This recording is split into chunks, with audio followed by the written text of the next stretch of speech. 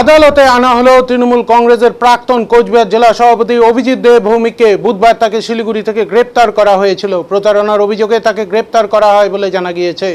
মঙ্গলবার কলকাতায় 21শে জুলাইয়ের কর্মসূচিতে যোগ দিয়ে বিমানযোগে শিলিগুড়ির বাগডোগরা বিমানবন্দরের উদ্দেশ্যে রওনা হন তিনি। বুধবার বাগডোগরা বিমানবন্দরে নেমে বিমানবন্দর থেকে বের হওয়ার মুখেই তাকে গ্রেপ্তার করে কোচবিহার কোতোয়ালি থানার পুলিশের একটি দল। এরপর সড়কপথে তাকে নিয়ে আসা হয় কোচবিহার কোতোয়ালি থানায়। সূত্রের খবর, দীর্ঘ 7 মাস আগে চাকরি দেওয়ার নাম করে আর্থিক প্রতারণা করেছেন তিনি। এই অভিযোগকে সামনে এনে মঙ্গলবার কোচবিহার কোতোয়ালি থানায় একটি অভিযোগ দায়ের হয়। এই অভিযোগের ভিত্তিতেই এই গ্রেপ্তারি বলে মনে করা হচ্ছে। বৃহস্পতিবার সকালে তার স্ত্রী লোপামুদ্রা গুহ আদালত চত্বরে এসে উপস্থিত হন। সেখানে তিনি গতকালের বিক্ষোভকারীদের সঙ্গে কথা বলেন।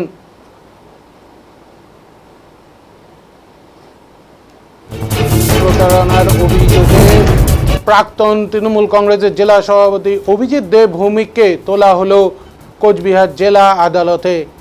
এদিন কড়া পুলিশি প্রহরায় কোচবিহার কোতোয়ালি থানা থেকে নিয়ে যাওয়া হয় কোচবিহার আদালতে।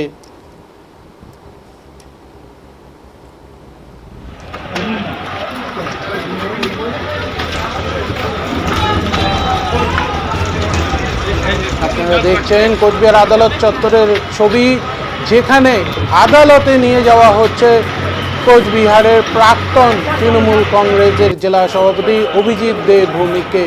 কড়া পুলিশি প্রহরায় তাকে এদিন নিয়ে যাওয়া হয় কোচবিহার আদালত চত্বরে।